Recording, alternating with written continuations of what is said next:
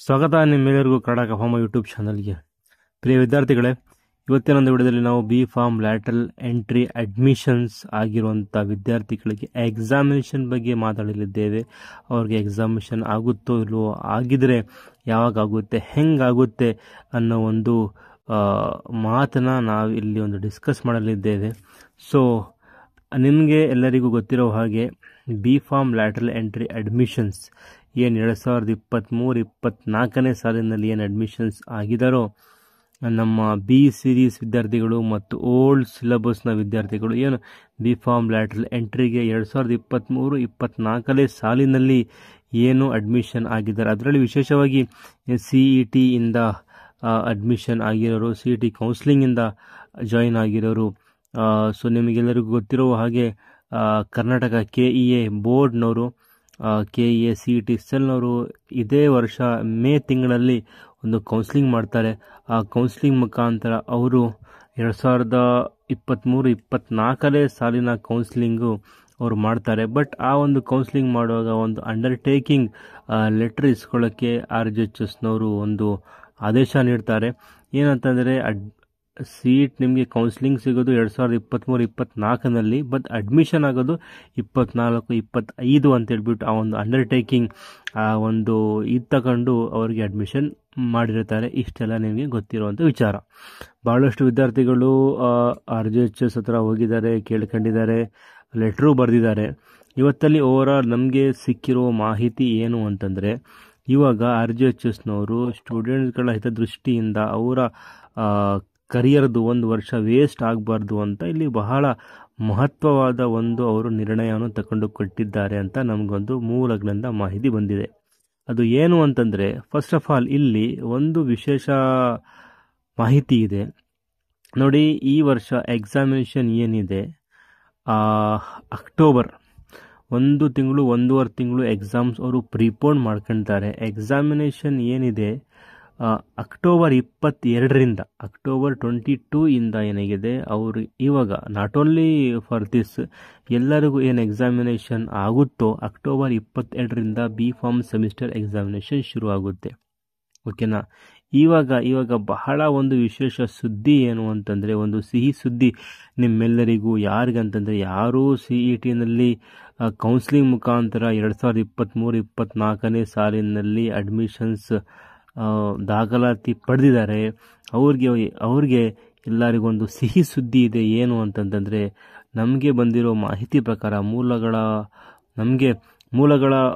ನಮಗೆ ಒಂದು ಮೂಲದಿಂದ ಬಂದಿರೋ ಮಾಹಿತಿ ಪ್ರಕಾರ ಏನು ಅಂತಂದರೆ, RGHSನವರು ನಿಮಗೊಂದು ಅವಕಾಶ ಕೊಡ್ತಾ ಇದೆ. ನೀವು 3ನೇ ಸೆಮಿಸ್ಟರ್ ಮತ್ತು 4 ಸೆಮಿಸ್ಟರ್, 3rd ಸೆಮಿಸ್ಟರ್ ಮತ್ತು 4th ಸೆಮಿಸ್ಟರ್ ನೀವು ಜೊತೆಯಾಗಿ ಕೊಡಬೇಕು ಅಂತ ಒಂದು ನಿರ್ಣಯ ಆಗಿದೆ ಅಂತೆ.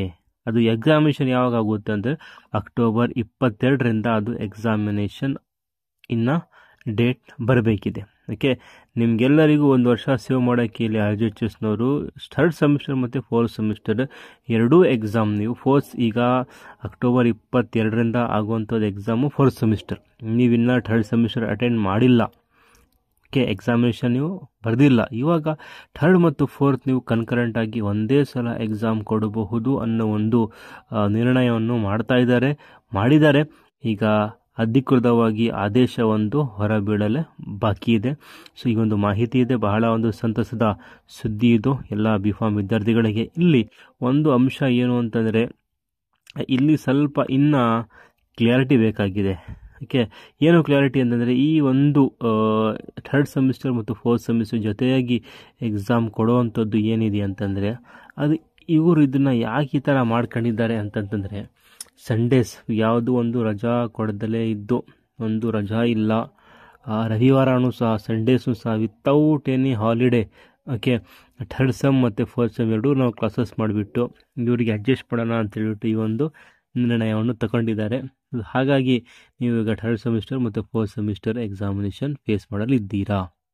ಬಟ್ ಹೆಂಗೆ ಅಂತಂತಂದರೆ, ಒಂದಿನ 3rd ಸೆಮಿಸ್ಟರ್, ಇನ್ನೊಂದು ದಿನ 4th ಸೆಮಿಸ್ಟರ್, ಆ ಥರ ನಿಮ್ಗೆ ಎಕ್ಸಾಮ್ ಇರುತ್ತೆ. ಆಬ್ವಿಯಸ್ಲಿ ಸ್ವಲ್ಪ ನಿಮಗೆ ಪ್ರಾಬ್ಲಮ್ ಆಗಬಹುದು, ಬಟ್ ಇದೇ ಒಂದು ದಾರಿ, ಇದು ಬಿಟ್ಟು ಬೇರೆ ಯಾವುದು ದಾರಿ ಕಾಣ್ತಾ ಇಲ್ಲ. ಓಕೆನಾ. So all the best. ಮತ್ತು ಈಗ ಇನ್ನೊಂದು ವಿಚಾರ ಏನು ಅಂತಂದರೆ, ಈಗ ಯಾರು CET ಮುಖಾಂತರ ಅಡ್ಮಿಷನ್ ತಗೊಂಡಿದ್ದಾರೆ ಅವ್ರಿಗೆ ಇದು ಅನ್ವಯ ಆಗುತ್ತೆ. ಈಗ ಈ ಭಾಳಷ್ಟು ಜನ ಇದ್ದಾರೆ ಮ್ಯಾನೇಜ್ಮೆಂಟ್ ಸೀಟ್ಗೆ ವೇಟ್ ಮಾಡ್ತಾ ಇದ್ದಾರೆ. ಅವರು CET ಬರೆದಿಲ್ಲ, ಕೆಲವರು CET ಬರೆದರೆ ಕೌನ್ಸಿಲಿಂಗ್ ಅಟೆಂಡ್ ಮಾಡಿಲ್ಲ, ಅವ್ರಿಗೂ ಇದೇ ರೀತಿ ಅಪ್ಲಿಕೇಬಲ್ ಆಗುತ್ತಾ ಅನ್ನೋದೊಂದು ಪ್ರಶ್ನೆ ಇದೆ.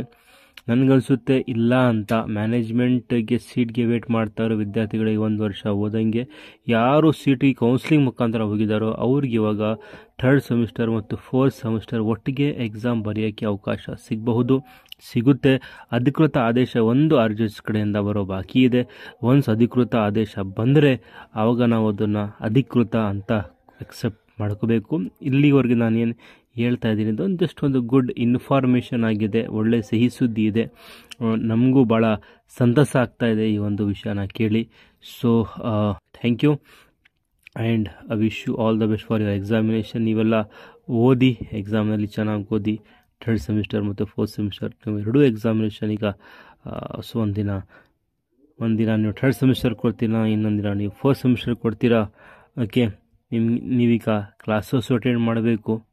ಯಾವ ಥರ ಅಟೆಂಡ್ ಮಾಡ್ತೀರಾ ಅಂತಂದರೆ, ಒಂದು ಅವ್ರು ಪ್ಲ್ಯಾನ್ ಮಾಡ್ಕೊಂಡಿರೋ ಪ್ರಕಾರ ಒಂದು ಸಂಡೇಸು ಇಲ್ಲ, ಒಂದು ರಜಾ, ಒಂದು ಗೌರ್ಮೆಂಟ್ ಹಾಲಿಡೇ ಬರುತ್ತೆ, ಅದು ಇಲ್ಲ, ಸಂಡೇಸು ಪ್ರತಿದಿನ ನಿಮಗೆ ರಜಾ ಇಲ್ಲದೆ ಕ್ಲಾಸಸ್ ಮಾಡಿ 3rd ಸೆಮಿಸ್ಟರ್ ಮತ್ತು 4th ಸೆಮಿಸ್ಟರ್ ಎರಡೂ ಸಿಲೆಬಸ್ ಮುಗಿಸುವಂಥ ತಯಾರಿ RGHS ಅವರು ಮಾಡ್ತಾ ಇದ್ದಾರೆ. ಹಾಗಾಗಿ ಈ ಥರ ಒಂದು ಮಾಡ್ತಾ ಇದ್ದಾರೆ. ಇದು ಬಿಟ್ಟು ಬೇರೆ ಅವ್ರಿಗೆ ದಾರಿಯೇ ಇಲ್ಲ. ಓಕೆನಾ, ಅದನ್ನು ಮಾಡಬೇಕು ಇದನ್ನು ಮಾಡಬೇಕು ಅಂತ ಈ ಒಂದು ಲಾಸ್ಟ್ ಆಪ್ಷನ್ ಇದೆ.